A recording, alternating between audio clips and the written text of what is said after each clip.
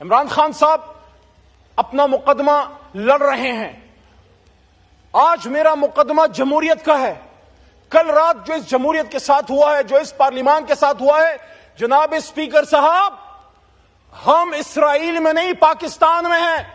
آپ کے کولیگز صاحبزادہ صاحب, شفقت بھائی, عامر ڈوگر صاحب, شیخ وقاص صاحب, مولانا نسیم صاحب, انہوں نے اس پارلیمنٹ میں کل رات پناہیں لی ہیں.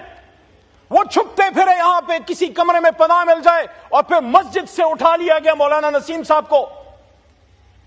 دستی صاحب کو مسجد میں پناہ نہ مل سکی, وہاں حجرے میں تھے مسجد کے ساتھ, جو وہاں سے ان کو اٹھا لیا گیا.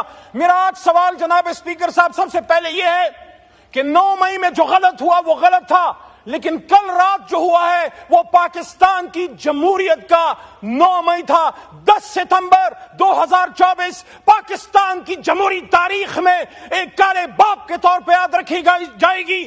وہ تاریخ جو بھری پڑی ہے قربانیوں سے, جس میں لیاقت علی خان کا جسد خاکے بھی ہے, جس میں بھٹو صاحب کی پھانسی پہ لٹکتی ہوئی لاش بھی ہے, جس میں بے نظیر بھٹو شہید کا ہوا میں بکھرتا ہوا خون سے لبریز جسم بھی ہے, جس میں عمران خان کے بدن پہ 4 گولیاں بھی ہے. لیکن افسوس ہے کل رات ہندوستان سے نہیں, اسرائیل سے نہیں, امریکہ سے نہیں, میرے اپنے وطن کے اداروں کے کچھ لوگ. کون تھے وہ لوگ؟ وہ نقاب پوش کون تھے جو پاکستان کے عوام میں گھس گئے اور یہاں سے ہمارے لوگوں کو اٹھا کے لے گئے؟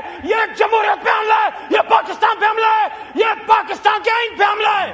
اسپیکر صاحب, پاکستان کا آئین میں ڈیمانڈ کرنے لگا ہوں, پاکستان کے پارلیمان میں 25 کروڑ عوام کی ترجمانی کرتے ہوئے عمران خان کے ایک ادنا سپاہی کے طور پہ کل رات جس نے پارلیمنٹ پہ دھاوا بولا ہے, جہاں جہاں سے یہ آرڈر آیا ہے, اگر آرٹیکل 6 لگانا ہے تو ان پہ لگاؤ, ان پہ لگنا چاہیے, کیونکہ کل آپ ادھر تھے, آج وہاں ہیں, کل ہم وہاں تھے, آج ادھر ہیں.